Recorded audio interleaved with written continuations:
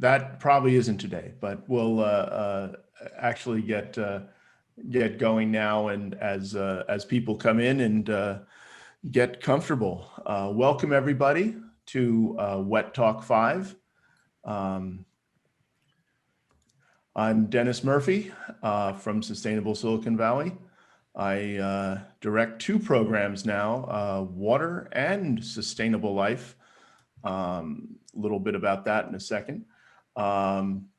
We've had a little fun with, since we have two rock stars today, we thought we'd show some of their earlier work and move on.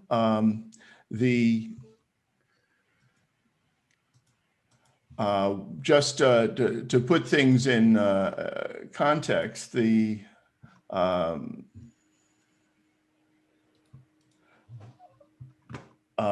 are over in the far right side in the Anthropocene, and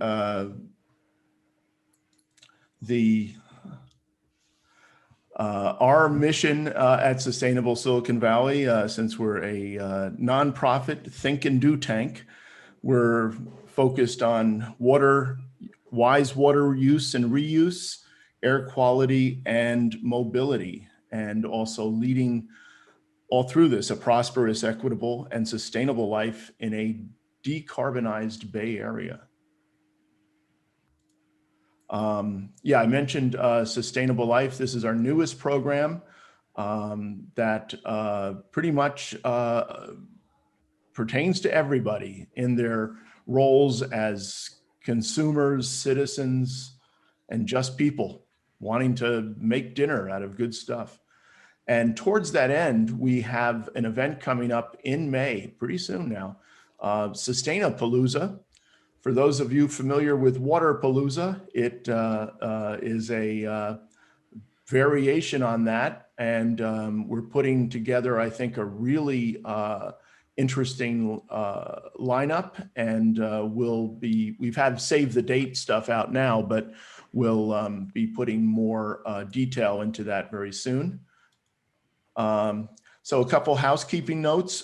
Keep a real good eye on chat and Q&A for questions, and probably not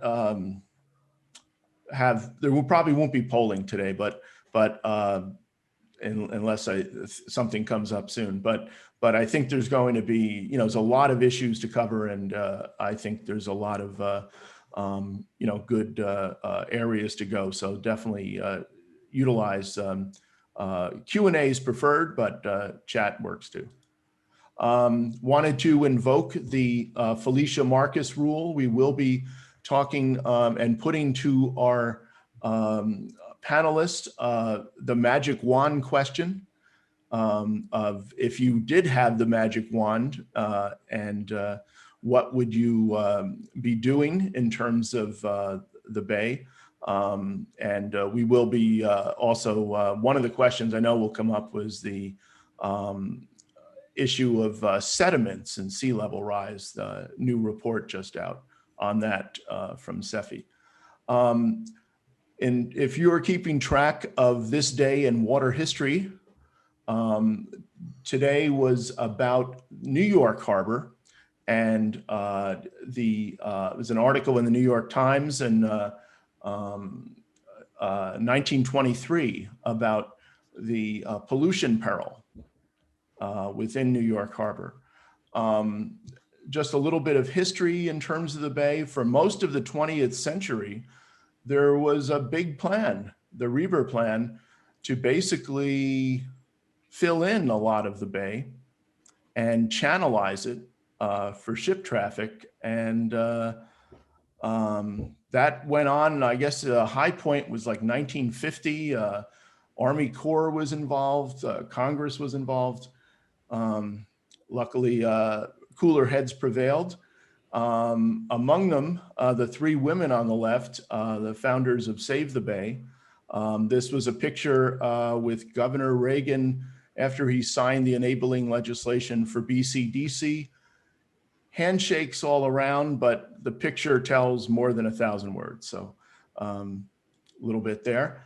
Our distinguished guest today, Mr. Thomas Mumley, longtime, Assistant Executive Officer of San Francisco Bay Regional Water Quality Control Board, and David Smith, the Assistant Director of the U.S. Environmental Protection Agency, Region 9, both of whom have well north of 30 years of domain expertise in and on the Bay.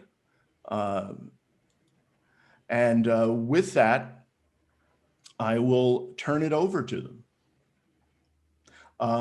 Actually, give me one other housekeeping moment. Excuse me.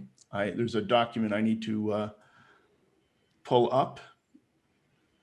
And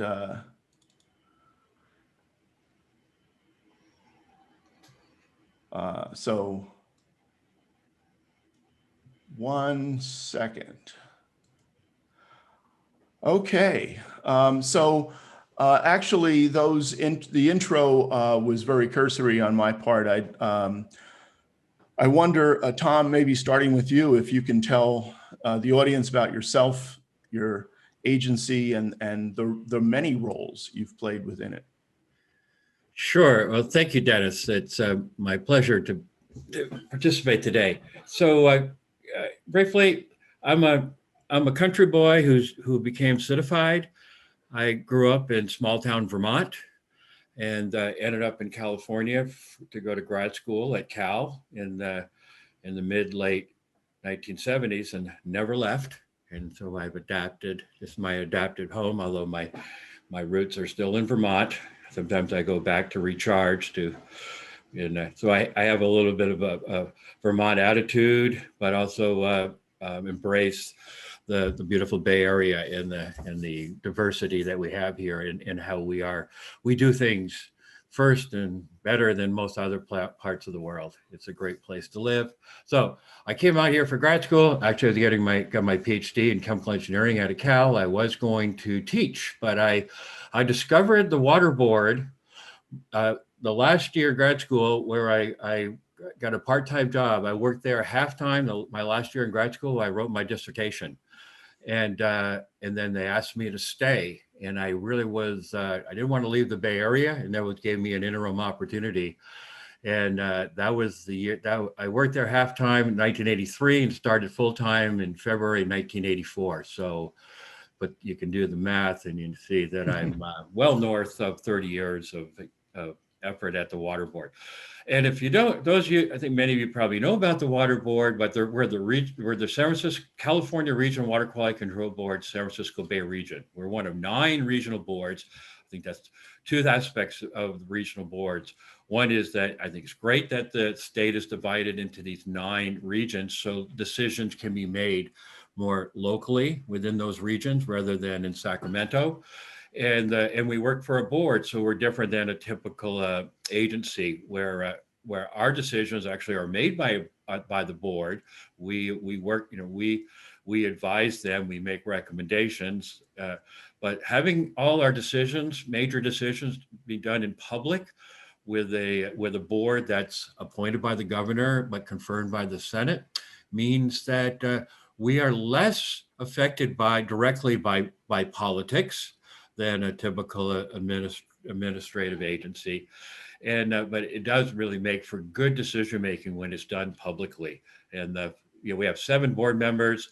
They get 4-year terms that are staggered, so no one sitting governor can affect the whole board. I just got a notice this morning. We have we currently, up till today, we had 5 of 7 board members. Some of you are familiar with Nusha Ajami, who recently had to leave the board because she now taken an appointment at San Francisco PUC. Well, we just got an announcement this morning of a new board member, and Donald Young from the South Bay. Okay, but water board, I think many of you know this, but we're all powerful when it comes to anything water quality. The The California Water Code empowers the board to basically regulate anything that could cause pollution. And we call it, call it a waste of something that could cause pollution. It ranges everything from conventionally municipal industrial waste, which was the focus of the water board in its early years. Old timers tell us, and maybe not even that far ago, that the bay used to stink, in part because of the degree of sewage, partially treated sewage going into it. It certainly doesn't stink anymore. We've come a long way, baby, when it comes to dealing with conventional pollution stuff. We have some of the best wastewater plants, both municipal, industrial, in the world. And we've also taken on other pollution issues like urban runoff, and we also have a role that plays in terms of dredge and fill, whether it's dredging of the bay or dredging of flood channels, and where those materials go. We also have a significant stake in just in regulating fill of wetlands and other waterways associated with a development. So I think we actually have a lot of power ranging, that covers habitat protection in relative to managing pollution and making beneficial uses of all our waters, uses for people, uses for fish, uses for wildlife, as good as they can be. I'd like to say that we have a big stick, and we can use that big stick, but we also offer the carrot. We really try to do our best to try to use exercise our power smartly, and to engage rather than force things to happen. And so I think we have a pretty good reputation in that way. So as I assert, we have a lot of power, but we strive to use it in a way that works best for us all. So I like that.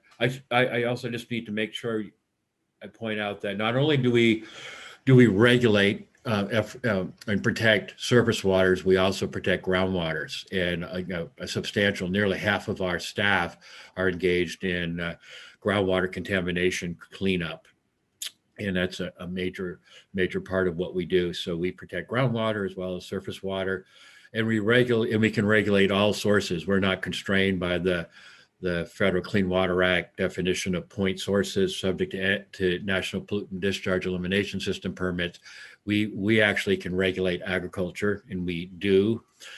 And we even regulate discharges of potable water, because chlorinated water kills fish. And it's a head turner sometimes when people ask us, why are you regulating those discharges? Because we point out that you can't put tap water straight in your aquarium you have to dechlor. So we essentially have a permit that challenges the water agencies to make sure they dechlor planned discharges, and they do their best to be responsive to unplanned discharges. So that's just sort of a unique example of how we use our authorities. I'll stop there. Okay, well, I'll pick it up from there. Dennis, thanks for the invitation. And folks, it's really nice to be with you. Again, I'm Dave Smith. I'm with the Environmental Protection Agency's Pacific Southwest region, which is headquartered in San Francisco. I went into my office for the first time in a year last week. So I'm, we're like everybody else, or most people, I'm working from my home. My story is kind of similar to Tom's. I grew up on the East Coast and did my undergraduate work there. Came out to Berkeley to do graduate work in public policy. And so I'm a policy analyst by trade who's picked up some geology and engineering and a little aquatic science work along the way. And I worked in the private sector doing several different things and with consulting firms for about 8 years. And then I landed at the EPA right before the Loma Prieta earthquake hit. And I've been there ever since. Our region covers, in addition to California, Arizona, Nevada, Hawaii, the Pacific Trust Territories, and more than 140 authorized Indian tribes.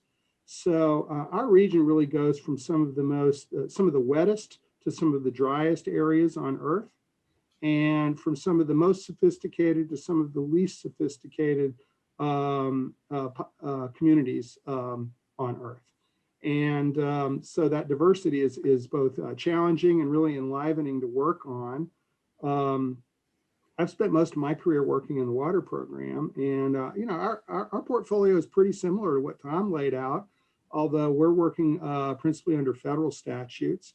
And many of our programs are delegated to states, or states have primacy to implement them, including most of the water discharge permitting programs, the development of plans and standards to guide figuring out how to keep waters clean, programs to make sure that drinking water is clean, and programs to help maintain and restore aquatic habitats.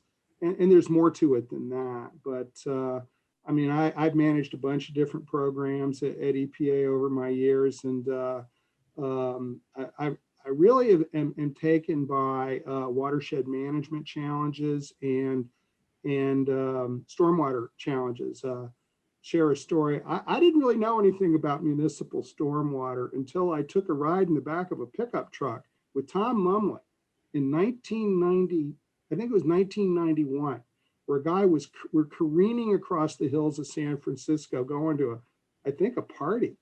And Tom is just ranting and raving about how important stormwater management is. And somebody noticed the bobbleheads. I'll show you more later if you like. Anyway, so Tom kind of got me turned on to stormwater management. And it has a special place in my heart even now. I also really like to try to influence policy directions to the extent I can within EPA. And recently I've been very active as a member of the team that developed the National Water Reuse Action Plan that was issued last year. And that's part of a series of things that we've been doing for several years to try to encourage the development of more integrated water management approaches and the use of more innovative approaches, including innovative technologies and innovative approaches to land and water management to get the most value out of our water and to try to manage it in a way that's attentive to its carbon footprint and, just sort of the overall community effects of good water management as opposed to bad water management. And so some of my colleagues say we oversee the states. I don't look at it this way. I mean, nobody oversees Tom Mumley. So we partner with the states, with tribes, and with the territories, and I feel like we've got a great partnership with California.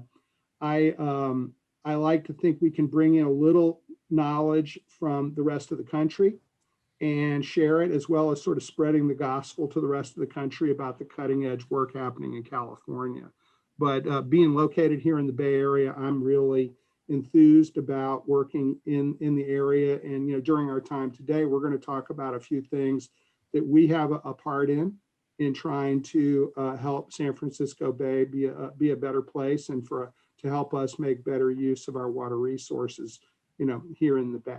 So enough about me. Let's get on to talk content. Yes. Before we do, Dennis, I just want to quickly, because I just briefly call attention to like some of the key roles I played at the board. So I've been an assistant executive officer for 14 years, but prior to that, I had the challenge and privilege of, being the lead for our urban runoff, our stormwater program. So Dave called attention to that. I started working on stormwater in 1988. And but where Dave and I first really engaged was in the total maximum daily load program. So he was the lead at Region 9, and I was the lead at the San Francisco Bay Board. And when the TMDL program became front and center back in the early 90s. And so that's when Dave and I started having sort of ongoing dialogue, which has never ended. And so I think what I hopefully we'll show you today, we could just spend an hour talking to each other, and I think we would entertain you because of the nature of our back and forth. But we do have a little bit of a structure that Dennis helped us with. So with that, let's go on, and we got a bit of a playlist, if you will, of subjects that we will discuss with each other and with the participants. Yes, thank you, Tom. By the way, though, there was mention in the chat about the bobbleheads, and the combination of bobbleheads and orchids, I think, is especially striking. We're a class act, no doubt.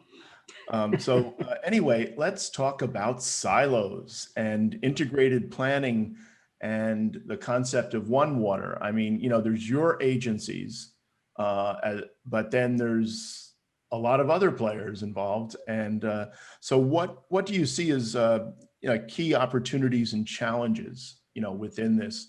And let's start with Dave. Well, yeah, I'll start and Tom can pick up quickly from this. I mean, we think that there's a lot of virtue in trying to get out of our stovepipes, our silos a little bit, and to think about water management in a broader way. And I think that means thinking about the different ways that water moves within watersheds and basins, how it's used, what kinds of pollution issues come up, what kinds of opportunities there are to make better use of it, and what kinds of threats there are to it in the future. And unfortunately, in California, we see probably the most fragmented water governance anywhere, probably on Earth. I mean, I don't know, there's some villages in India that probably have more fragmented water governance than the Bay Area and in California, but I don't know if there's too many. The bottom line is we've got a lot of single purpose and narrow purpose water agencies and entities. We've got a lot of communities with their own programs that don't operate across our borders of our towns and cities. And as a result, we really we see a lot of water management thinking and doing happening in ways that are not well coordinated with other programs within jurisdictions.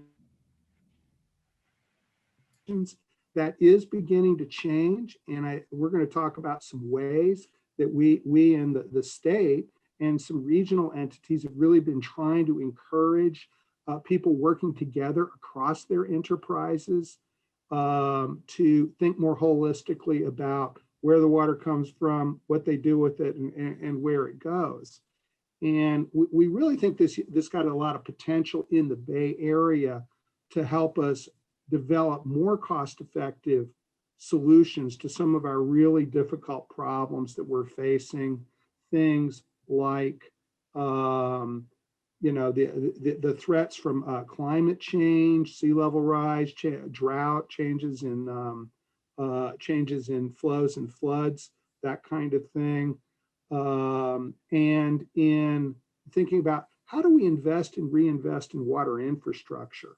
Because we have a lot of aging infrastructure that's going to need replacement or fixing in some way. And we hope that we can think about doing this in a way that perhaps yields multiple benefits. And that can include, you know, developing kind of greener approaches to how we manage water. And I think we see in a lot of the country and in some of the Bay Area that by doing so, it enables us to achieve maybe our principal purpose, which might be water supply or wastewater management, but to also yield some collateral benefits along the way that can benefit our communities a lot. And so I think so that's sort of one level of planning. Now I want to say first, EPA at a national level, I think has an overly narrow view of what integrated planning means. My colleagues often focus on integration of stormwater and wastewater management planning. And that's laudable. That's more than a lot of people are doing. But that really misses out on the opportunities to think about how we get and use drinking water, flood control, ecosystem restoration and management, and even thinking beyond that. How do we integrate water management thinking with the kinds of planning we need to do in our communities? Business development, transportation and housing development, land use planning. And if we're really going to think in a holistic way, we need to think across these disciplines in a different way. I was very enthused to see, actually my son shared with me, a housing plan. It was basically a housing plan for one of the Bay Area counties that's trying to look at climate change threats and related adaptation opportunities. And it specifically was talking about the nexus between housing development and water needs. And it was really nice to see him thinking across things in that way. So So I'm going to stop there because I think we've got a lot of opportunity here. We're doing some things well now. We have a long way to go to get past some of those governance issues that we've got. But I'll turn it over to Tom, pick it up from there. Yeah, thanks. I'm going to try to put a little bit of on the ground perspective of what I'm building off of Dave. But first, I just want, for the audience sake, when we use the term one water, it's a term that I'm very much embracing, and many more and more of us are. So we're talking about one water, not rather than the separate wastewater from stormwater, from flood water, from water supply. So that's those are all independent enterprises in most communities, different funding sources, disparate funding levels, and we can't possibly plan for the future with that current structure. We can't afford to be paying separately for each of those enterprises. There needs to be integration. And clearly, of that group, stormwater tends to be the poor child.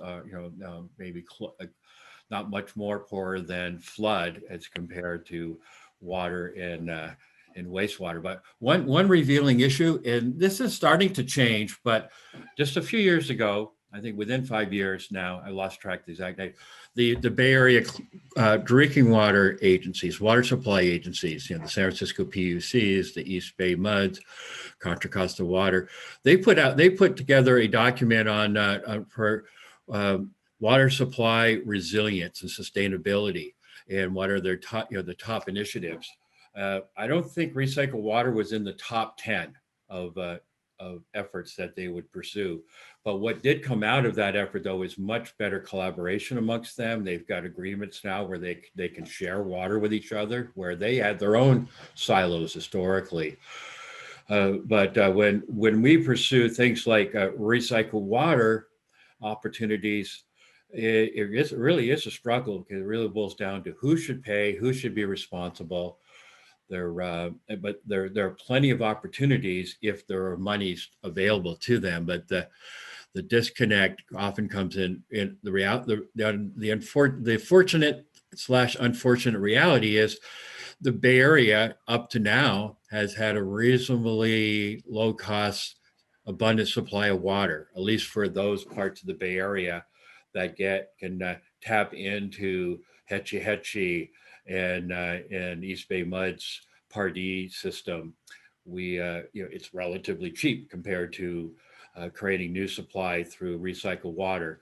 But there's also parts of the Bay Area, though, that is dependent on groundwater or local drainages, and those supplies are significantly challenged with growing population and drought impact. I mean, I was in a meeting this past week with Marina Municipal Water District, and they're in drought crisis mode again because of their reservoirs aren't looking so good. So there really needs to. We all can talk about the need to do this. The challenge is, how do we get to do this? And that's, many of us are in this ongoing dialogue along that line. One of the things where, from the water board's perspective, I mean, we have been striving and getting better at least integrating our authorities. So we keep doing what we can to nudge better collaboration between stormwater and wastewater. We also bring, with our oversight and interest in habitat, we also bring wastewater, stormwater, and habitat protection together. And then the great new challenge and opportunity is climate change, particularly that associated with sea level rise. And that's become a high priority at our shop. Asserted by our board, but welcomed by we in management, that we're going to put a lot of effort, and more leadership towards sea level rise, resilience, and adaptation. We have been a player working with BCDC and other agencies, but now we've stepped up our play. So in that arena, there is ever growing a degree of collaboration amongst the key agencies, which is really good, both at the high level and even starting to happen at the staff level. One notable opportunity at hand in play is, as an outgrowth of the San Francisco Bay Restoration Authority and the generation of funding for for protecting the bay margins, albeit it's not huge, but it's $25 million a year. In order to make sure that those projects, restoration projects funded with those monies get done in a timely manner, the key agencies all agreed to form a permitting team. It's referred to as the BRIT. It's the San Francisco Bay Resilient, what's it called? Resilient Restoration Regulatory Integration Team. Includes Water Board, BCDC, Corps of Engineers, State Fish and Wildlife, Fed Fish and Wildlife, and EPA. And the team sits together. They actually were physically sitting together before the pandemic, but they continue to work together to work on permits at the same time for restoration projects. And that's going to get contagious, I'm hopeful, and apply to not just restoration projects, but other projects. So can't say enough about the future of the Bay Area is totally dependent on integration of all these environmental drivers, along with the other social drivers in play related to land use, transportation, aligning jobs and housing, and protecting ourselves from sea level rise. So the not so good news is in the past we have these strong legacy silos and islands of activity, and that still prevail to an extent. The good news is there's more and more interest and more incentive to break down those silos, break down those barriers. And I fully expect it'll take that new funding initiatives are going to create more and more catalyst and incentive for this integrative approach. I can say, unfortunately, that efforts in the past to do that were kind of more token than real, where some of you may have heard of integrated water resource management planning. And there was a requirement that projects that were going to be funded with state bond money had to be part of a integrated water resource plan. For the most part, those plans were just a cobbling of disparate projects by key agencies. There really wasn't a true integrated plan. It was just like, well, let's put all our projects together in one plan. That's changing, and interest in improving that is growing. And Tom, I want to add one or two things that are going on that I think are helping to break down some of these barriers that people may be aware of, but should be aware of if they're not. I mean, one is I think we still need to do a lot of education and outreach in the community to kind of build the business case for cooperation and integration, because it's not necessarily obvious to everybody. Why should I work with my neighbor? I feel like things are working pretty good the way they are. Why mess with the status quo? And there's a number of organizations that are in place in the Bay Area that are trying to sort of help build this case to do more of this and to extend how this one water case can work in different settings. And we've got great collaborating organizations like the San Francisco Estuary Project, where EPA and the state play a big role in those, but so do a lot of other local players. San Francisco Estuary Institute, which provides kind of an integrating science organization to help do a lot of the science work that's needed in a collaborative way. I'll also mention more recently, there's been the effort to develop the Bay Area One Water Network, led by some of our colleagues at Berkeley and Stanford. Notice I put Berkeley first. We think these, it's good to build on existing organizations that do this. I also think Tom was being a little modest. I think the Water Board has done a lot in how it's used its permitting tools, both for wastewater and for stormwater, to encourage more collaborative kind of watershed or basin scale thinking, to encourage dischargers to work with each other, to develop plans and capabilities at watershed scales, and to help, break down this idea that everybody's on their own, floating by themselves in the Bay. And I think those, the regional scale permits for things like mercury and PCBs, the regional stormwater permit, have really helped to kind of create incentives for people to work together. So I think we're going to need to do more than that. But anyway, I think that we're going the right direction, and we have some, I think we will continue to see new funding will continue to provide incentives or expectations that people are thinking this way more. And we're trying to design new funding programs in a way that do this. So we'll see how that goes.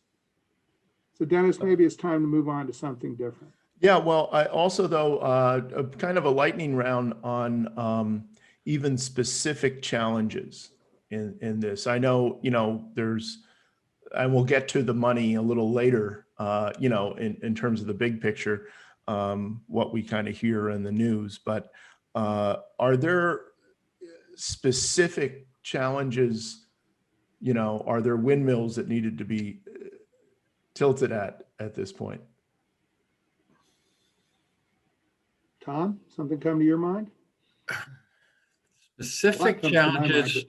Go ahead. Well, other than the money, of course, the money is a big issue. Like when, but there we are. The Brit is a good starting point where I would say with that one of the biggest challenges is regulatory fear, uncertainty, and maybe even, I don't know, for lack of a better word, ignorance, because the regulatory rules aren't simple for the layperson or even some of the school professionals, like to distinguish these various authorities. But there's been challenges with how the resource agencies operate, particularly with good cause for protecting endangered species, but often with limited flexibility versus where we need to think about how to adapt, how to give a little and get a lot. So I think the big challenge is still that the local agency silos in conjunction with the state and federal agency silos don't make for a optimum playboard, but we are whittling away at those issues, bringing more and more dialogue to work together. Yeah, and I think I encourage people in the community who are seeing issues like this, push on us about it. I mean, we try to be responsive to what we're hearing. I mean, we view you kind of as our customers, and we like to be responsive to the customer. And so if we're seeing issues of these kind of regulatory related challenges, push on us, and we can try to do more to create these kind of integrating mechanisms around it. One other thing that I wanted to mention, I sort of winked at it, but I'm going to be more explicit about it, is the need to build better mechanisms to coordinate between the public and private sectors. We've got a lot of major land managers and businesses, manufacturing businesses and others that use a lot of water, that manage a lot of land, where they irrigate a lot of land for landscaping and so forth. And they can be really important parties in thinking about collectively, how are we using water and how can we think differently about water use in the Bay Area. Yet I hear a really mixed story when I talk to businesses around the Bay Area and around the nation about whether and how working with the local, state, and federal water regulatory organizations, funding organizations, are they really working collaboratively with the private sector in thinking through different ways to manage water? And I think we see some opportunities here because, I mean, at least in my vision, I think we're moving toward a system where water management is going to be happening at a more distributed level. We maybe become less reliant on having only centralized water treatment, wastewater treatment, large-scale stormwater management facilities, and move into a future where we're going to see more distributed infrastructure, where, following the lead of cities like San Francisco, trying to do more at the building scale, to take good care of water and to reuse water at the building scale, to trying to do so more at the campus scale, as some of the large companies, the Facebooks and Googles of the world are trying to do, campuses like some of the universities and others, to try to kind of take a greener and more kind of ecologically responsible approach to how they're planning and water use on their facilities.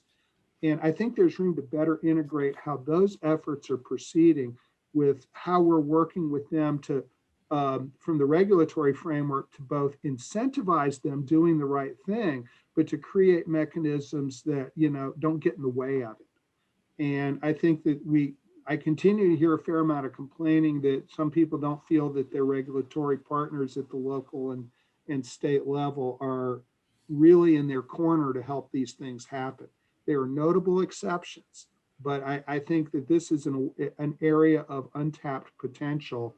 I also know from a financing point of view, there's a lot of opportunities to sort of procure the future of water management, maybe more cost effectively, if we pursue more creative thinking about kind of public-private financing arrangements around water management, not view it as solely a public enterprise to fund water infrastructure and get it done. So anyway, I just wanted to highlight, I think this is an area we could explore more here in the Bay Area, and it's a very fertile place to explore that productively. Let me offer a quick example of relates to public-private partnerships or lack thereof that's relevant to what we're talking about. It may even provide some segue towards our future subject matter. It's the issue where we do have interest in actually progressive management associated with flood in the region, particularly like say specifically Santa Clara Valley Water District, aka Valley Water. However, where they're looking for opportunity to buy properties in floodplains so that they to transition from the old school engineered channel to try to make our waterways more living waters. But you need to give them ability to embrace flood. However, so they're looking for opportunity to buy up properties, but they continuously get outbid by the private sector who are buying properties for development, and major barriers standing in the way of what is the right thing to do for the public interest.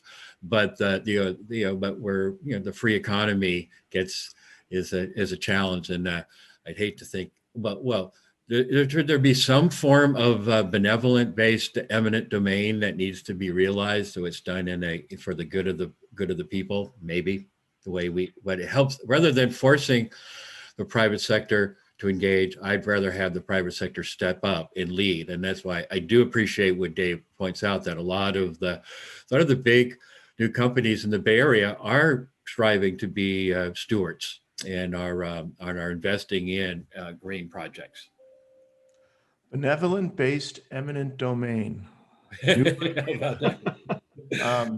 So anyway, we'll move from this idea of integrated planning, but a shout out, by the way, to John Wesley Powell, I think the first integrated water planner in the US, who wanted to organize the West by watersheds.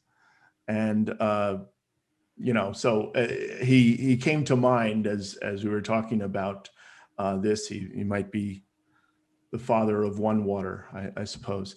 A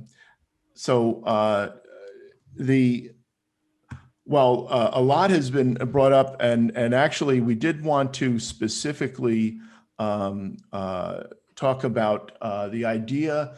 There's a few major threads here, and one of them is nature-based solutions. And so I just wanted to focus on that with first an explanation of what it is, and say green infrastructure versus gray infrastructure, and if you could investigate that topic a little bit. Sure, I'll start off with this. I'll start with a sort of a broad overview, and I actually do have a story. I got some slides to illustrate my points, which I'll pull up in a couple of minutes. But when we talk about nature-based solutions, we're talking about and also sometimes referred to as green infrastructure. It's just recognizing natural systems Mother Nature is pretty good at adapting to environmental change, and so there's lots of potential and interest to account. There's water quality benefit of these natural systems. In other words, pollutant reduction, pollutant control. It's a good way to manage water, flood, slowing the flow, absorbing the flow. I mean, historically, rather than trying to contain everything through engineered channels, water managed itself through the natural S-curved streams leading into a floodplain. So what comes though with nature-based solutions is more than just the water benefit. There's clearly the habitat benefit, and there's other, the triple bottom line often is referred to because there's social economic benefits to green infrastructure. It's much nicer to be around green than it is cement. We know that there's even when we apply green infrastructure in the urban areas, it helps us deal with minimizing heat generation. And so there's just so many benefits that can be realized if we integrate green infrastructure into land and nature-based solutions into land use, et cetera. And it really has big implications for protecting ourselves against sea level rise through adaptation and resilience. So with that background, let me go ahead and share my screen, and I'm going to excuse me a sec. I'm going to give you tell a quick story through some slides here. And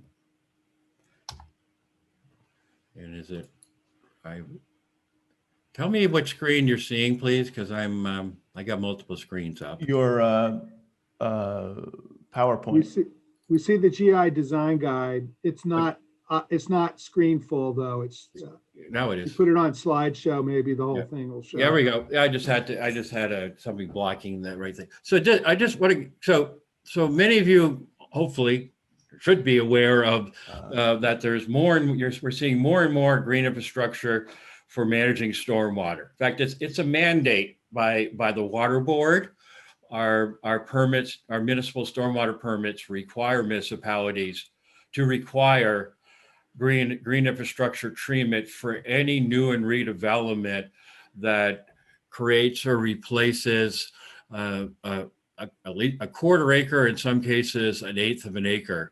And so you're seeing more and more of these types of systems that are definitely associated with the new and redevelopment, but we're also striving to look for opportunity to where can we integrate green infrastructure planning with other land use planning so we can determine opportunity to green our gray infrastructure over time. It's really expensive to force retrofit as a standalone, but it's more affordable when it can be integrated into other projects, albeit even saying a few dollars more on top of a transportation project can result in green infrastructure.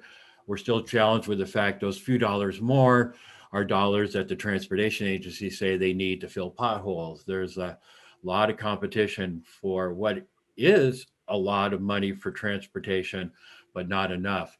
So this is just an example. We've also required all the Bay Area municipalities to actually prepare long-term green infrastructure plans to identify opportunities and plans to avoid missed opportunities for realizing green infrastructure over time. That's the only way it can be done cost effectively. This is just an example of some different types of green infrastructure. You see the green streets is becoming more and more common, but you see these rain gardens all over the place. This happens to be the San Mateo countywide water pollution prevention program. That's the stormwater program in San Mateo County's guide. Let me just show you. Tom, yeah, Matt Fabry would appreciate if you hit the slide mode again, because we're still seeing the smaller picture. Oh, excuse me. Make it the whole screen. I think you hit it initially and it didn't. Do you see it now? No. No, but if What are you seeing now? Excuse me, I thought I had this down. What are you seeing now? well, we could, if you could go to like presentation mode. I'm in presentation mode, so I'm not sure which screen you're seeing. Yeah, it's funny. We're seeing the one where you see the screen, but then on the left side, you see all the other screens in sequence, all the other slides. Yeah, in I got sequence. 3 versions showing. I'm so sorry. Give me a second here if I can decipher this. Yeah, okay.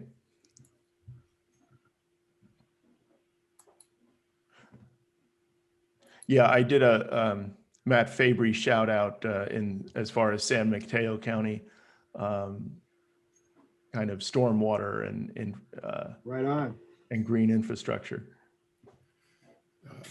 Yeah, I've got. This is so bad. I thought I had this down, folks. Give me a second here. Problem with multiple screens. The problem is you're not doing this from the car like you were last time. Well, Tom, I would say in the interest of time, we can see it pretty good. Well, So yeah. why don't you keep going? And I Okay, think people kind of get the idea. I'm sorry. So yeah, this next. Okay, good. Now I got to get. So you're seeing the wrong page. So this, yeah, I'm sure. I wish I can. Maybe I can. It says resume slideshow. It might be good if you hit that.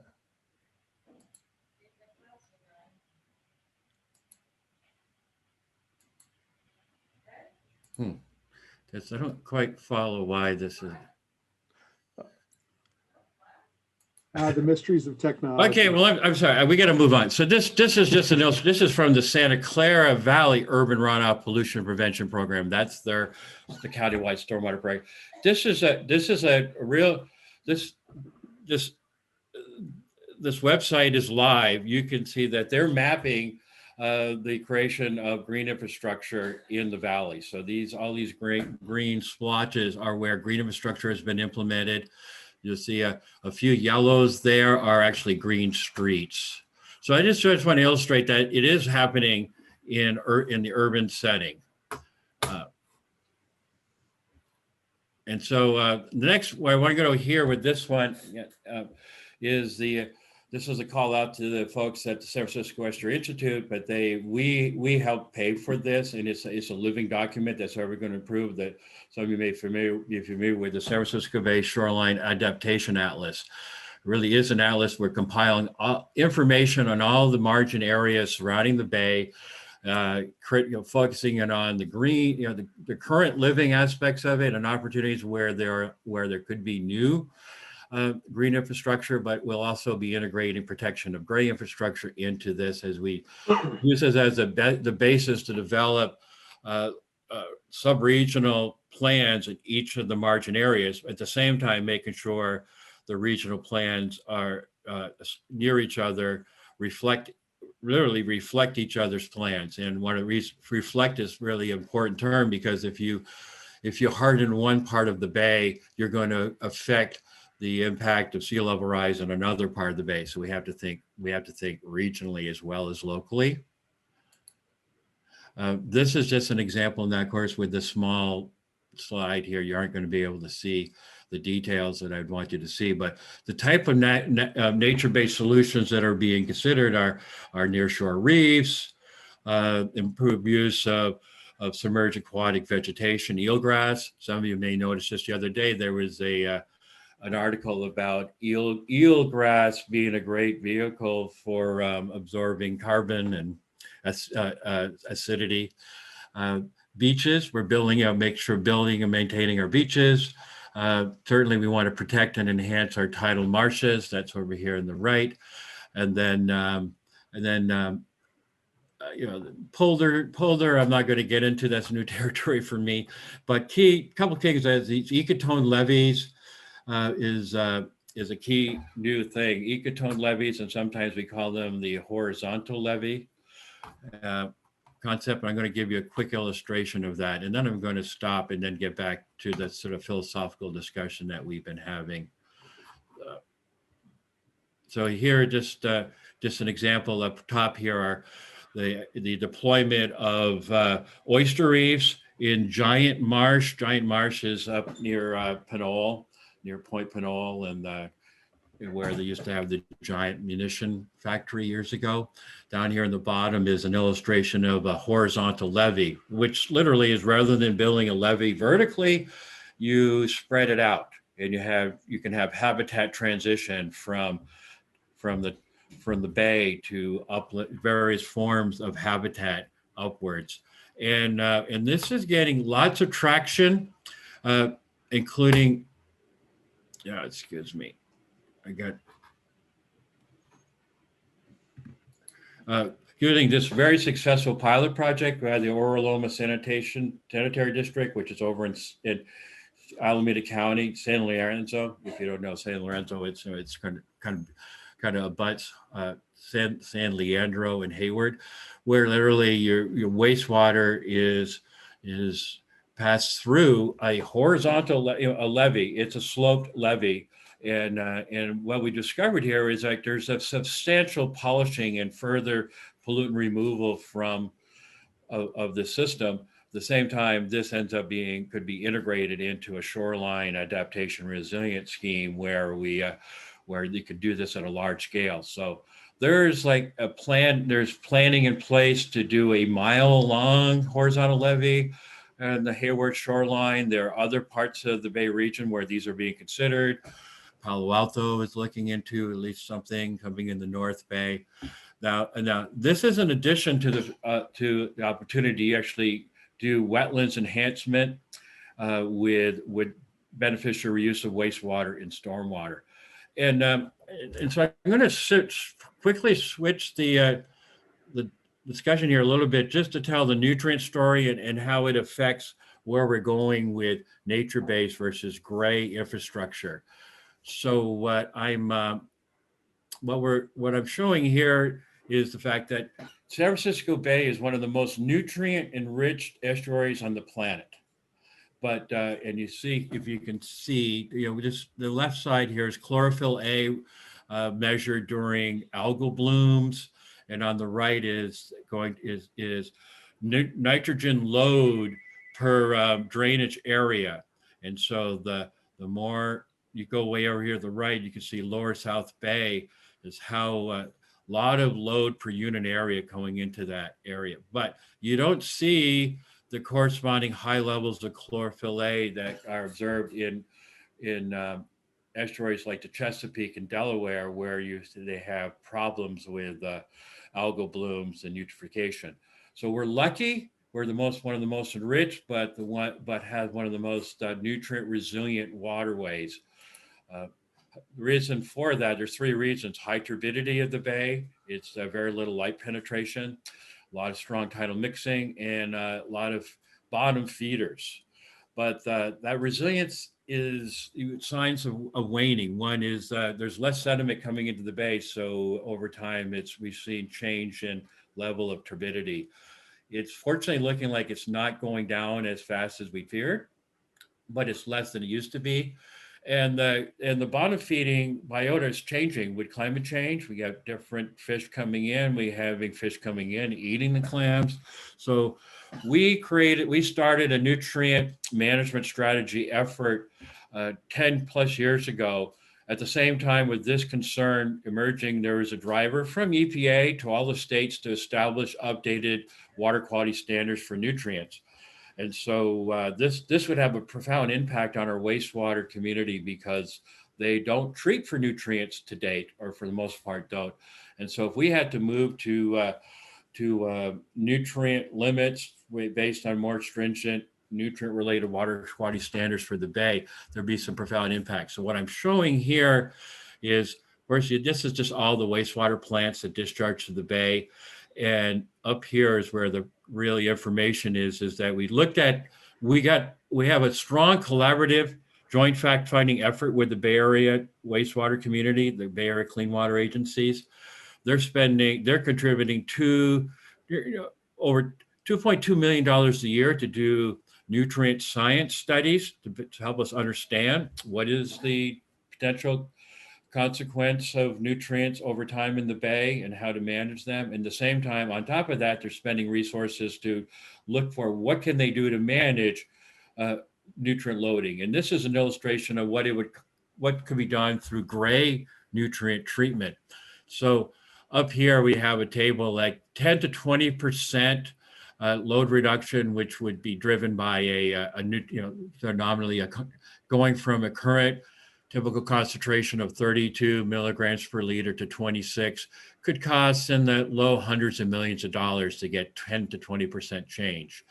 Whereas if you go to 60% change, we're talking about a $7 billion investment versus the 80% reduction would be 8.5. And so those numbers are probably better to say nominally $10 billion is what it would cost to potentially manage nutrients, and which would be in play in the old school of regulating. We'd establish numerical nutrient standards and establish water quality based definite limits based on that. And then we'd say, good luck, meet them. And this is what it costs. But we at the board, in conjunction with the Bay Area wastewater community, are saying, if we're going to spend upwards of $10 billion on wastewater management in the Bay Area, and we know we have need to invest in our wastewater infrastructure. A lot of our systems, our plants need to be upgraded because of their age. There's other reasons to do that. We looked at what are other ways to invest $10 billion that would realize nutrient load reduction and other benefits. And that has given us cause to explore nature-based solution for nutrient load reduction. So use of treatment wetlands or use of these horizontal levees, which have been shown to have nutrient load reduction.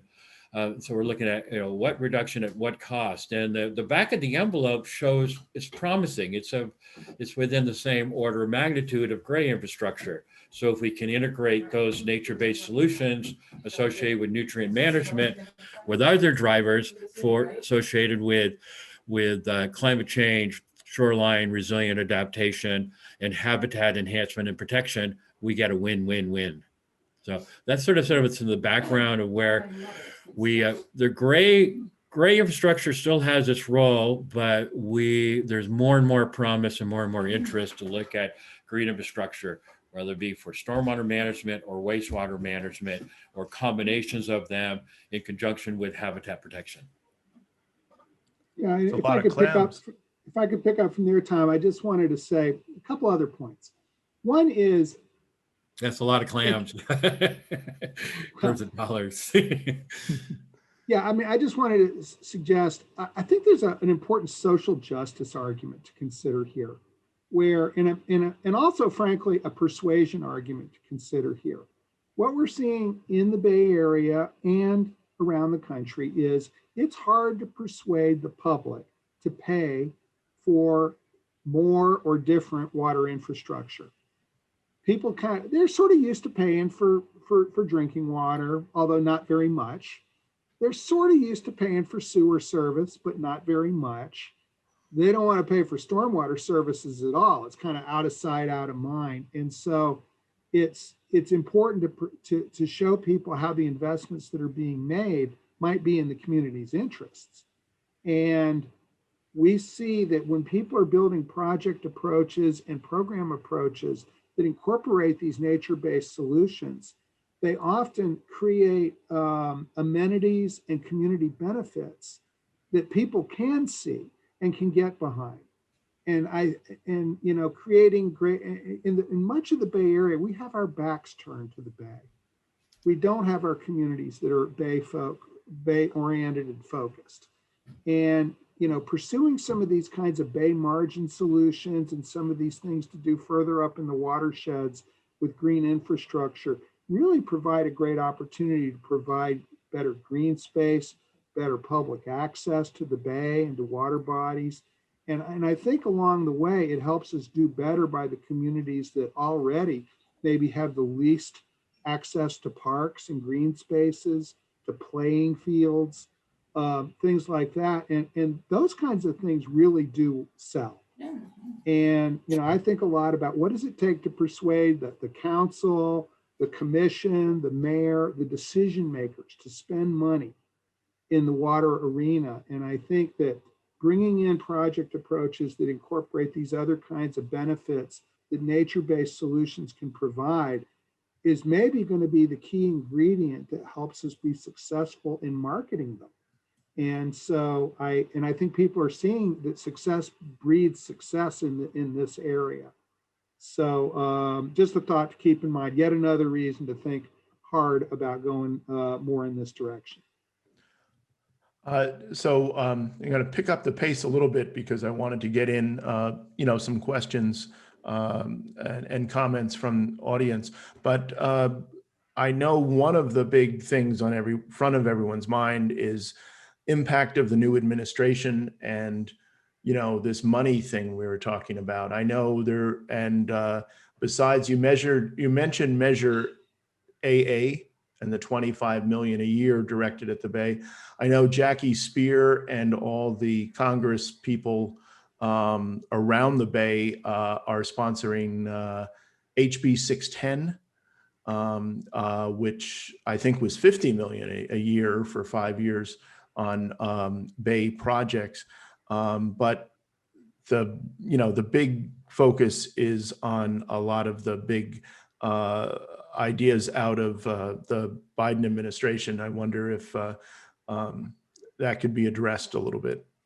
Sure. Well, I'll spend a couple of minutes on that, Dennis. It's Infrastructure Week.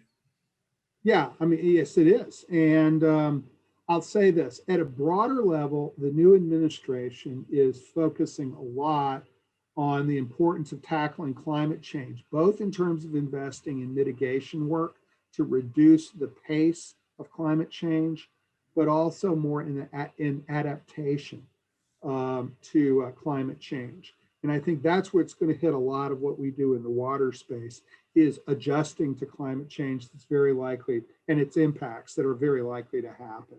And so I think we and the other federal agencies are really trying to work hard now to kind of figure out, well, what should that look like when it comes down to the individual kinds of things that we can influence.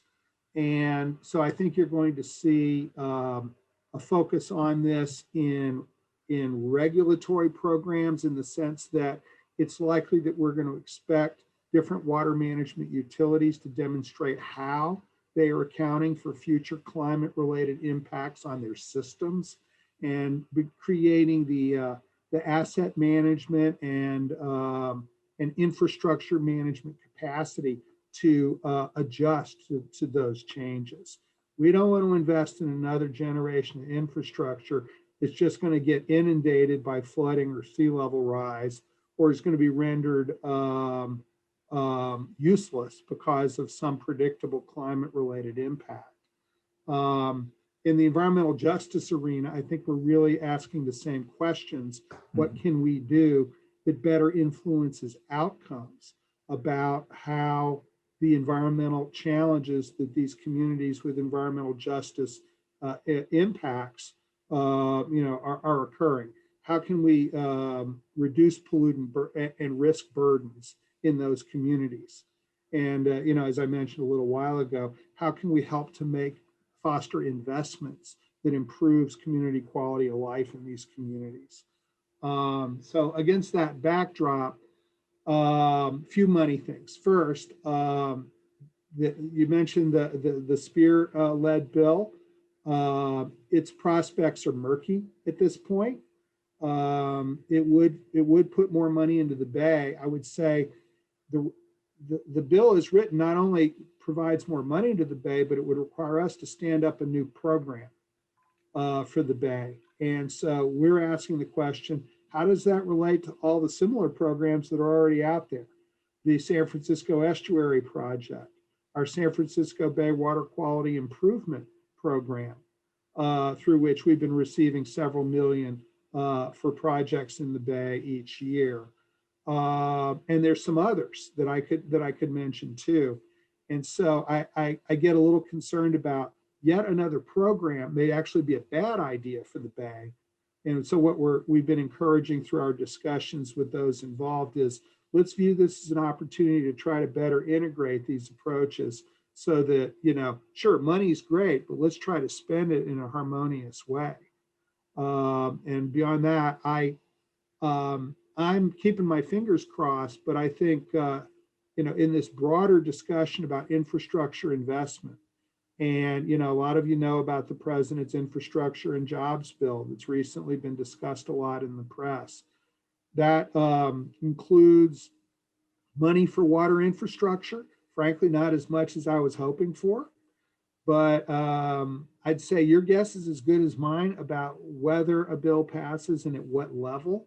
I think we'll see an uptick in infrastructure related money that is available, but not nearly as much as we need. And so I think it's going to continue to challenge all of us to figure out how do we leverage available money to get the most mileage out of it. And the other thing is, when infrastructure money comes along like this, they often want to look for shovel-ready projects. And so whoever's ready to ask for it tends to get the money. Now, that may or may not be the right people to get the money. And so I think we're going to be in a period of scrambling to get project ideas ready to go to receive money, because you know how it is when Congress appropriates money and they give it to folks, to us or to others, it kind of burns a hole in our pocket and we want to spend it quickly and show results quickly. Focus here on jobs creation, things like that, along with these other objectives. And so, my advice is to get moving and thinking about how that kind of money should be spent in the Bay Area.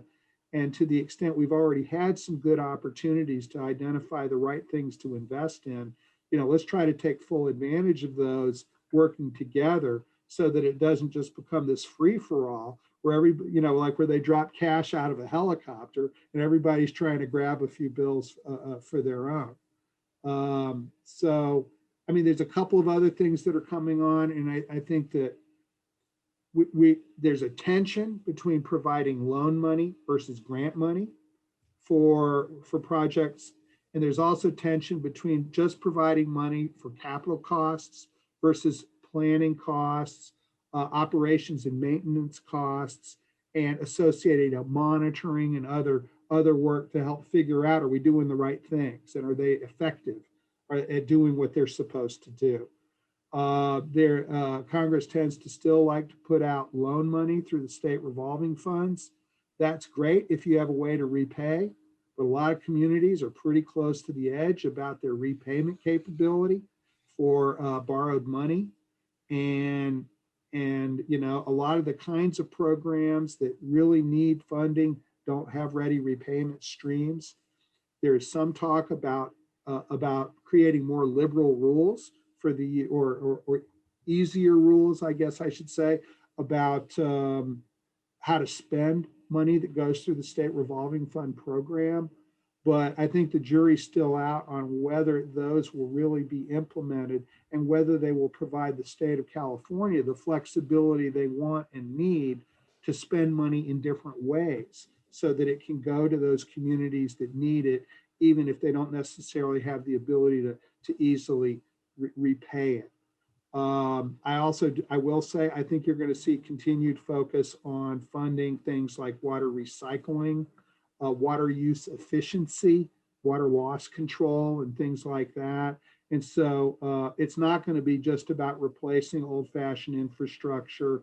It's going to be hopefully opening doors to different kinds of water management investments. So I'll pause there. Yeah, Tom, do you have any things from a state perspective, or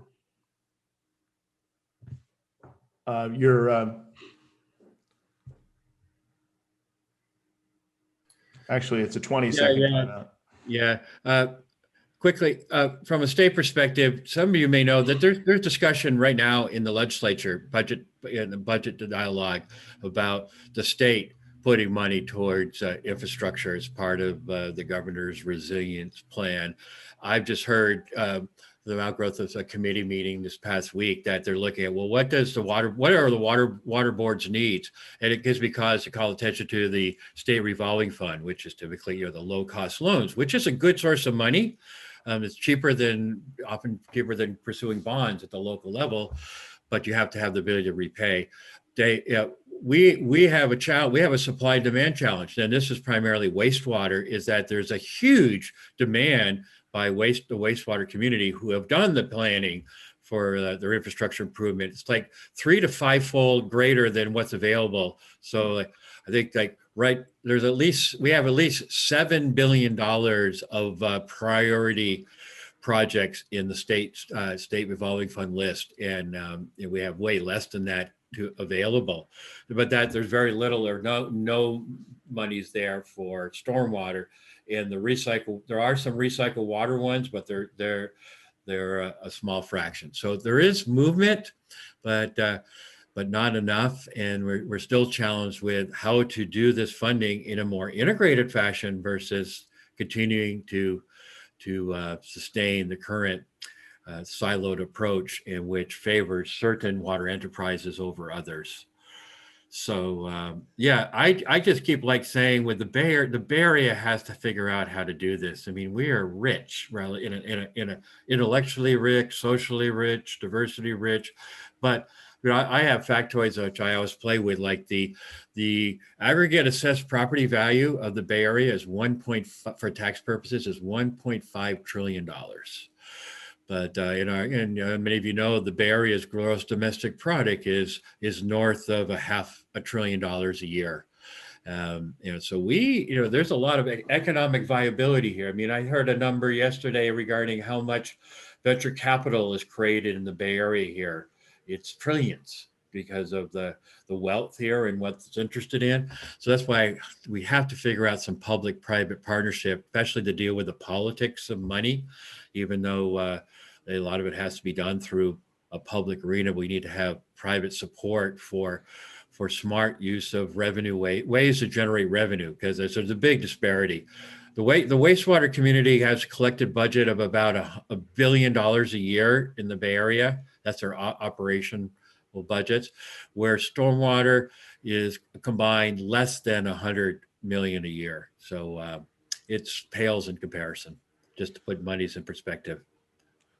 Tom, I'm going to mention one other quick one that Yeah. I'd be irresponsible if I didn't bring it up. There's going to be a lot of focus on funding disaster-related work. And that means both fast disasters, like preparing our resilience and ability to withstand things like floods, fires, earthquakes, some of which, some of these things that are climate related, but also slow disasters like, drought, which we're going to be seeing this year, and other things, changes in precipitation patterns. And I think it's going to be important that people think broadly about who at the federal level and the state level funds disaster-related work. And what we're seeing is more and more of a willingness to invest in smart water planning and smart water infrastructure, which helps us withstand the effects of both fast and slow disasters. And so there's a real opportunity there, and disasters get people's attention and that they attract funding. So I'm going to leave it at that. Well, yes, thank you. This gets into some of the topics remaining. And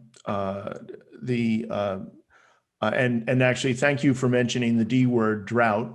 It isn't, I guess, officially declared, but we all have eyes, and so that bingo card can now be checked. Drought. Well, and there can be other comments on that in terms of disaster and resilience.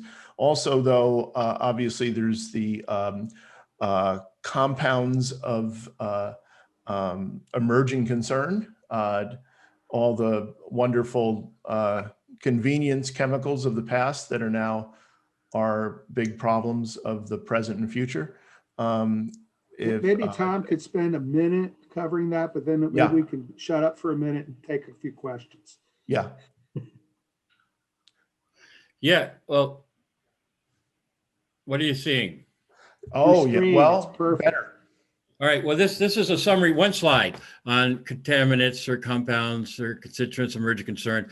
This is a summary of what we know about them in San Francisco Bay. We're fortunate to have the San Francisco Bay Regional Monitoring Program, and a key component of that is doing studies of these contaminants in the Bay. So what we have is this tiered risk approach, where high concern is that we find them at levels that are problematic. We actually don't want any there, because that's like the new PCB, the new mercury, where we have people can't eat fish or have to limit the fish. We don't want anything to get there. but we have some in moderate concern where they're there at levels that are approaching known or low potential impact levels. And low concern means we've measured them, but they're well below any known thresholds. Unfortunately, there's a large number of known unknowns of possible concern because they're just insufficient thresholds. But you can see here the perfluorinated compounds are in our moderate concern arena, the PFAS, PFOA. We actually have indication that, like, I think it's PFAS is, since it was eliminated from use, has come down. And but of course, there are thousands, there's hundreds of other compounds that are used in place of that. Fipronil and imidacloprid, those are insecticides. Bisphenols we're finding in the bay, not just bisphenol A, but bisphenol S and F. I think many of you know if it's bisphenol A free, it's probably then has bisphenol S or bisphenol F in it, which have comparable potential concerns. Alkylphenols and alkyl oxalates, those are cleaning agents. And organophosphate esters, those are flame retardants, which are the replacement for the brominated flame retardants. Polybrominated diphenyl ether was the main one, which uses have been banned in California. And so they used to be in our moderate concern. They're now down in our low concern. And so there's sort of the alphabet soup here, but I'm just illustrating that we are, through this approach, is once we get something in the moderate concern, we look at what kind of intervention actions can we deploy. We're not going to solve our problems with wastewater treatment. We're going to figure out how we can affect market trends, production of products. So we work closely at the Water Board with our sister agencies at the Department of Pesticide Regulation when we identify a pesticide of water quality concern, and now with the Department of Toxic Substance Control and their green chemistry, safer consumer product program to use their authorities to look for product substitution to eliminate these emerging contaminants. So I just want to point out there's none in the bay that are high concern, but we do see insecticides in our creeks at levels that cause toxicity and sometimes ongoing toxicity.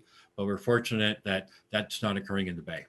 So that's quick snapshot of emerging contaminants. It's getting a lot more attention. The perfluorinated compounds, for sure. There's a statewide initiative some of you are aware of that we're looking at threats to drinking water, both from groundwater and surface water sources of these perfluorinated compounds.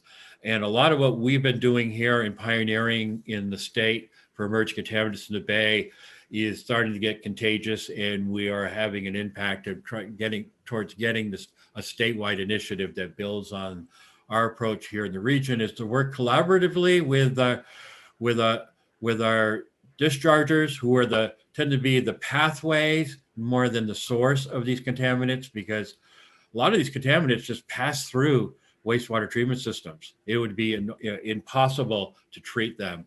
So we have to come up with good, here again, another case for public-private partnership, because we need to work with the business community to find sustainable chemical use of chemicals and products that don't cause these kind of concerns. A quick clarifying question, Tom. In these concern buckets, do these reflect the revised tolerances or levels, in that the Water Board had come out with? No, you're talking about the environmental screening levels. Yes, thank you. Those apply to soil and groundwater cleanup. Mm-hmm. So they are there's a, if you will, a nexus, because for that when we did that update, and in that update there even are some screening levels for the perfluorinated compounds that they're fairly stringent because of the concern for drinking water contamination. Those obviously don't apply to the bay because it's based on a source of drinking water, but it's a comparable kind of scheme where we're looking at what are the available, published, or known threshold levels for these various chemicals in ecosystems. This is an ecosystem risk-based framework. And so if something goes in moderate, if there is an ecosystem threshold that we consider relevant, And we also factor in other things like magnitude of use and persistence of the chemical. So we put it in moderate concern as that sort of the watch list. Let's pursue some mitigation strategies, but it's not the same as the environmental screening level, but there's some similarities. Okay. Dave, you look like you were going to say something. Nope. Okay. Well, now, well, I actually at this point we're almost close to the end, and I did want to just at least overview some of the comments and then maybe put out some of the questions. Well, just first some comments from Pat Showalter about a little grammar thing. Conjunction we need to use in wastewater management is and, in terms of collaboration and the interoperation of EPA and Region Board as an example, but also pursuing multiple objectives, with multiple partners.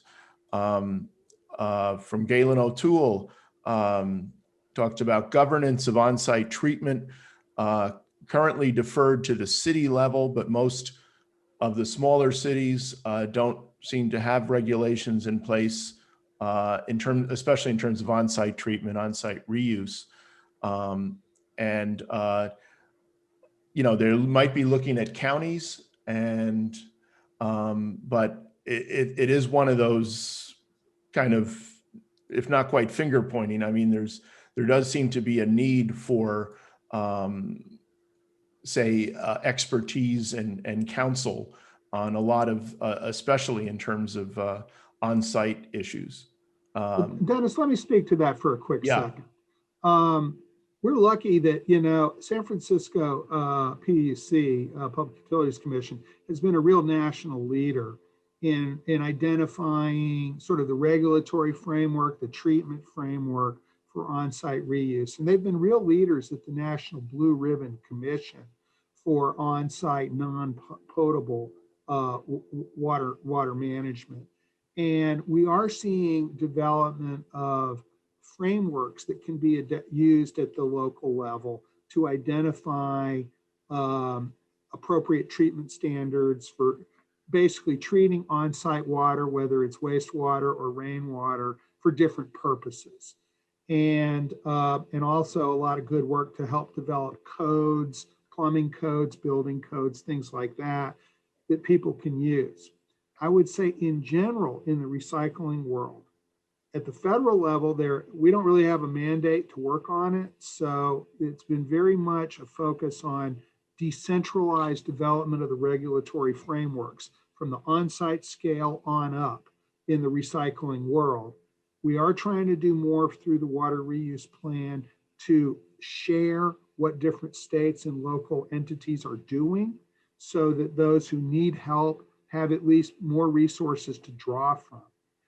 And so we think that's going to help, but we are hearing competing demands on us about at the federal level about how much should we invest in developing national guidelines for different kinds of water recycling, and that's as yet an unanswered question, but it's a good comment and question. Mm-hmm.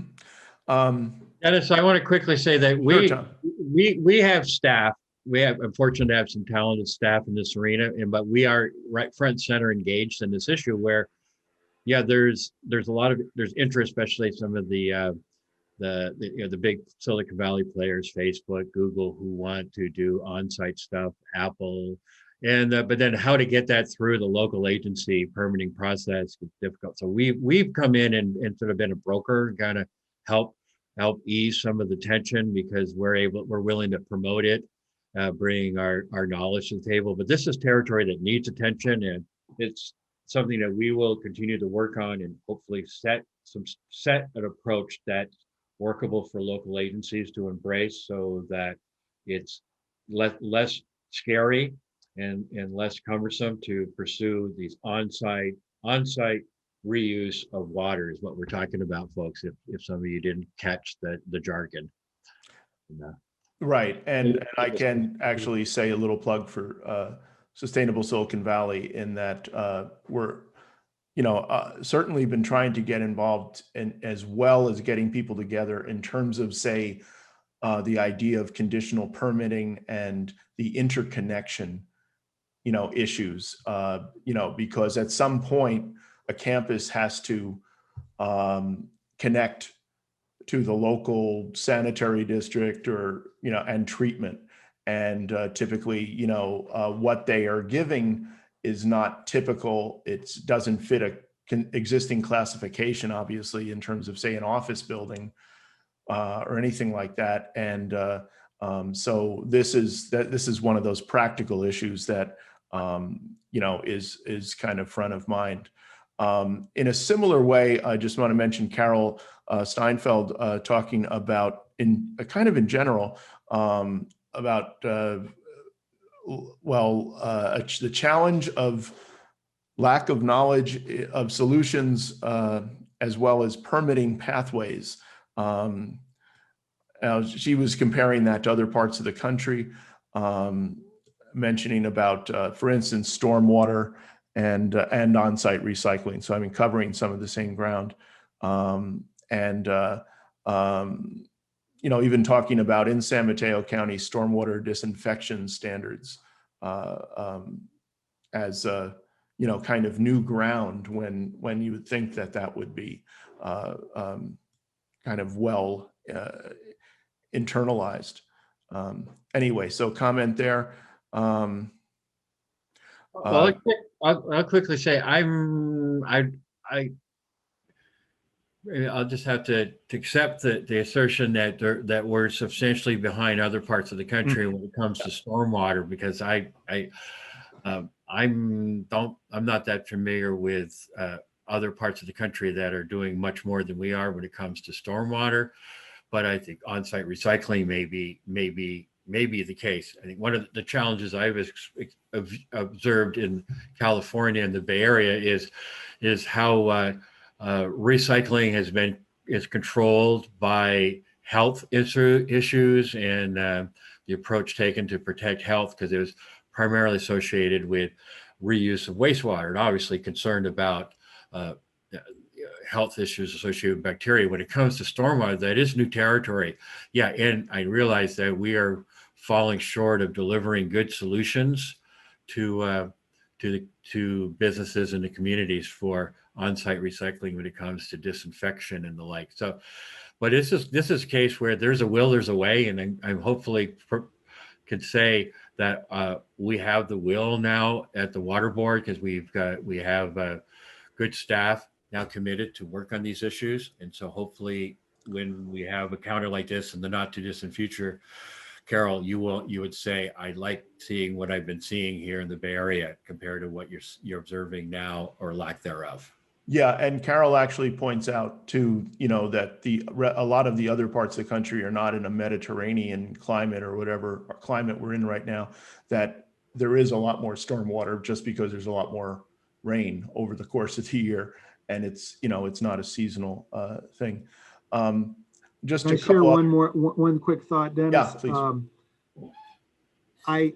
What I see, since I work nationally, one thing I see is in a lot of cases, I don't think my colleagues in California probably are as aware of good thinking that's happening elsewhere in the country as they might be. Not all the good solutions are in California.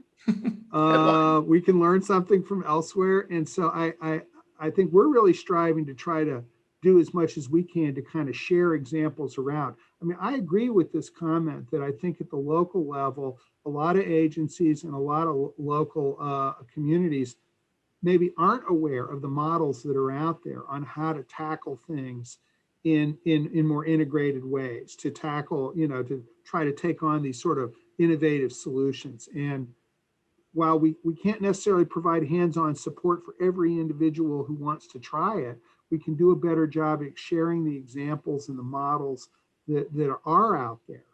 and to try to draw some lessons from their experience that maybe are adaptable at the local level to make it a little easier to take these things on. And frankly, that's also aimed at our counterpart, our state partners who do regulation, because in many cases, they're not fully familiar with some of the opportunities to maybe be a little bit flexible and creative in how we use our regulatory mechanisms. So there's room to learn more from how other people are operating at the cutting edge. And I think that'll help local communities eventually build the confidence to try it out. Just a quick mention from Josiah Kane has had some interesting comments about basically urban heat island effects and increasing, water demand to cool buildings. There was some mention, I think, Dave, you were talking about a mentioning of heat and heat peninsulas, I guess, in terms of islands. And so actually, though, yeah, so a lot of this idea, though, too, again, of different water sources to provide, taking the load off just as far as heating or even cooling in buildings.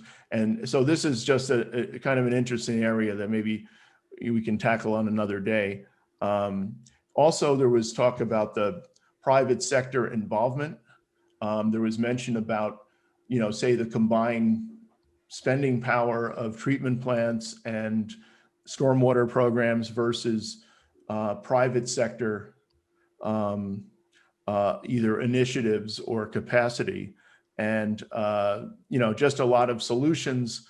But, most of that goes through at a more local agency, municipality level. And again, with maybe the limited vision to be able to put that together. So there does seem to be kind of a need of, for the, just for them to kind of be able to rely on experience, for larger experience as well. Well, could I make one comment there? A lot of communities have been good at creating, economic development zones, enterprise zones, things like that, where, they've tried to create structures that try to attract businesses and try to create a business-friendly environment for, investment and reinvestment. And, I like to borrow the phrase that our colleague, our Berkeley colleague, David Sedlak uses about innovation ecosystems. And I think that there could be opportunities if we were to engage a little bit more with the economic development people at the community level, along with the water and environmental management people at the community level, to think about creating, in essence, enterprise zones through which we purposefully say we're going to work with our landowners, our businesses, to try to create an environment to really pursue these, maybe greener, more integrated water management, energy management approaches that a lot of businesses are interested in pursuing.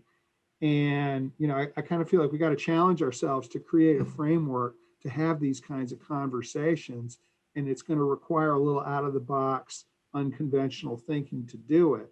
But I think there's room to do it. And if we can help break down some of the stovepipes between the sort of the economic development and land use planning folks at the community scale and the folks that work on environmental stuff at the community scale, there are a few places that have shown some real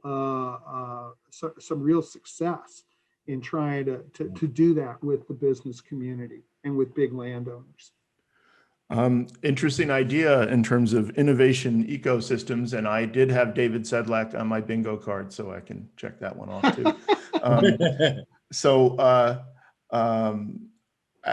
Kind of go with the last kind of question comment from Galen O'Toole about some of, actually a question for Dave,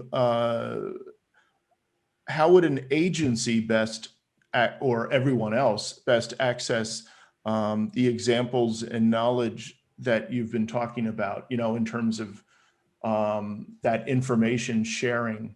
Is there a certain area in the EPA website that we can point to?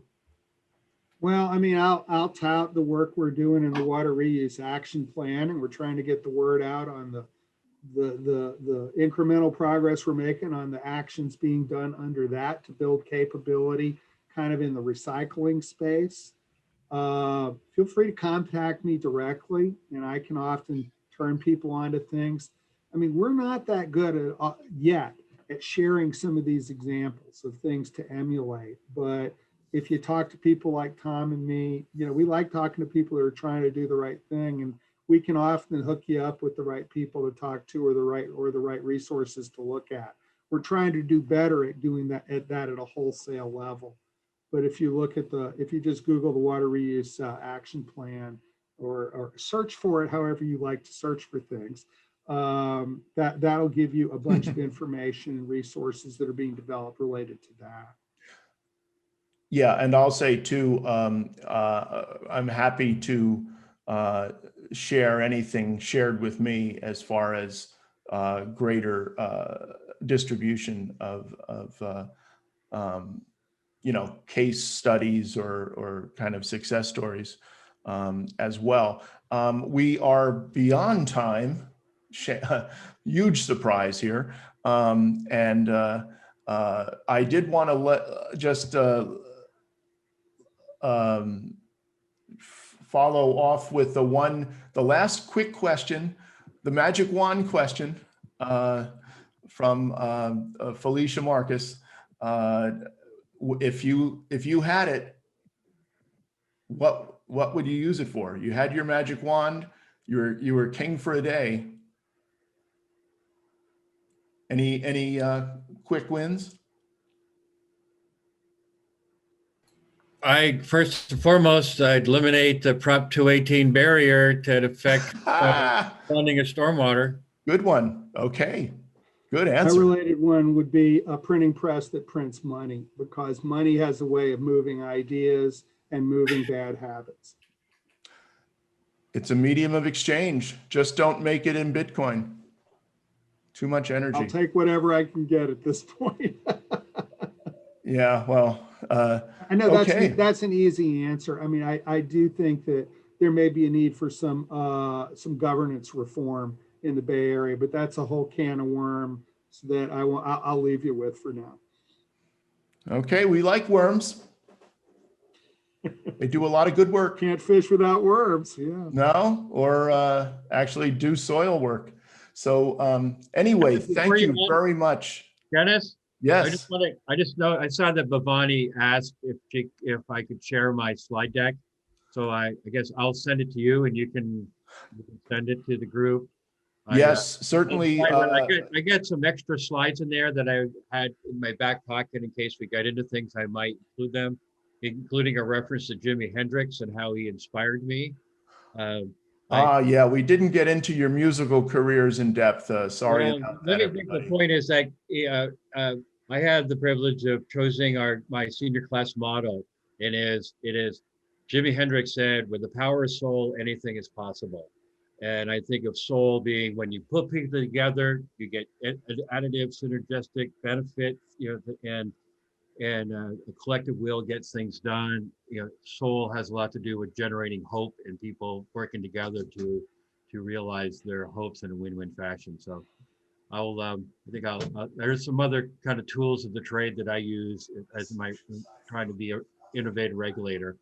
I will throw out there. And if anybody has any follow-up questions from my slide deck, feel free to email me, and I will answer your questions or engage with you as best I can.